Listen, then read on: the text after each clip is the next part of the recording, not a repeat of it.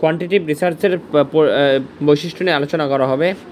Quantitative research হলো একটা systematic approach collecting করা এবং বিশ্লেষণ করা নিউমেরিক্যাল ডাটাকে।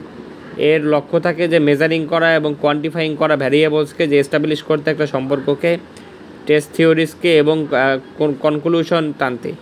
এখানে কিছু কী বৈশিষ্ট্য, প্রধান বৈশিষ্ট্যের কথা উল্লেখ করা হলো। প্রথমত হলো নিউমেরিক্যাল ডাটা, যে মেজারেবল ভ্যারিয়েবলস, যে ডাটা সংগ্রহ করা হবে নিউমেরিক্যাল ফর্মে, যেমন নাম্বার, পার্সেন্টেজ অথবা অ্যাভারেজে। কোয়ান্টিফিয়েবল ইনফরমেশান, এর মধ্যে থাকবে যে ফোকাস করবে যে মেজারিং এবং কাউন্টিং করতে বিশেষ অ্যাসপেক্ট, একটা বিষয়ের বিশেষ অ্যাসপেক্টকে। দ্বিতীয়ত হলো স্ট্রাকচার ডাটা কালেকশান।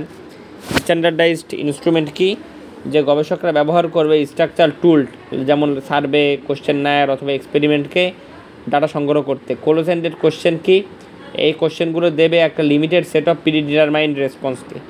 তৃতীয়ত স্ট্যাটিস্টিক্যাল অ্যানালাইসিস, যে ডাটা অ্যানালাইসিস কৌশল কি, স্ট্যাটিস্টিক্যাল মেথড ব্যবহার করা হয় অ্যানালাইজ করতে এবং ব্যাখ্যা করতে কালেক্টেড ডাটাকে, যেমন ডেসক্রিপটিভ পরিসংখ্যান, কোরিলেশন অ্যানালাইসিস অথবা হাইপোথিসিস টেস্টিং।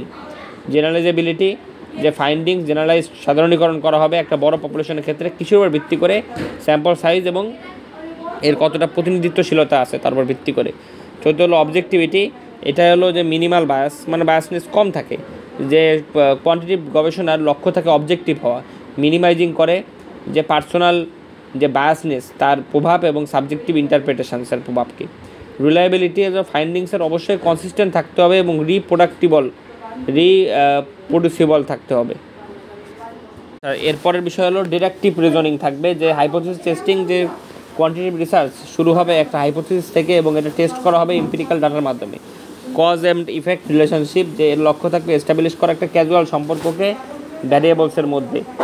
6 বড় sample size, representative sample, larger sample size generally পছন্দ করা হয় নিশ্চিত করতে ফাইন্ডিংসকে, যেটা রিপ্রেজেন্টেটিভ আছে কিনা পুরো পপুলেশনের ক্ষেত্রে। স্ট্যাটিস্টিক্যাল সিগনিফিকেন্স, যে লার্জার স্যাম্পল বৃদ্ধি করবে statistical power of the analysis. 7 reliability এবং ভ্যালিডিটি, যে রিলায়েবিলিটি হলো গবেষকরা প্রডিউস করবে কনসিস্টেন্ট ফলাফলকে যদি রিপিটেড হয় একই পরিস্থিতির মধ্যে। ভ্যালিডিটি, যে রিসার্চের উচিত হবে মেজার করা, যে এটা যা মেজার করতে চায়। 8 হলো প্রেডিক্টিভ পাওয়ার, ফোরকাস্টিং ট্রেন্ড, যে কোয়ান্টিটিভ রিসার্চ ব্যবহার করা হয় প্রেডিক্ট করতে ফিউচার ট্রেন্ড অথবা আউটকামকে তাদের অতীতের ডাটা ব্যবহার করে। সামারি করে বলা যায় যে কোয়ান্টিটিভ রিসার্চ হলো একটা সিস্টেমেটিক এবং অবজেক্টিভ অ্যাপ্রোচ, যেটা নির্ভর করে নিউমেরিক্যাল ডাটার উপরে, স্ট্যাটিস্টিক্যাল অ্যানালাইসিসের উপরে এবং কাঠামোবদ্ধ ডাটা কালেকশনের উপরে, যে অ্যান্সার করতে রিসার্চ কোশ্চেন এবং হাইপোথিসিস টেস্ট করতে।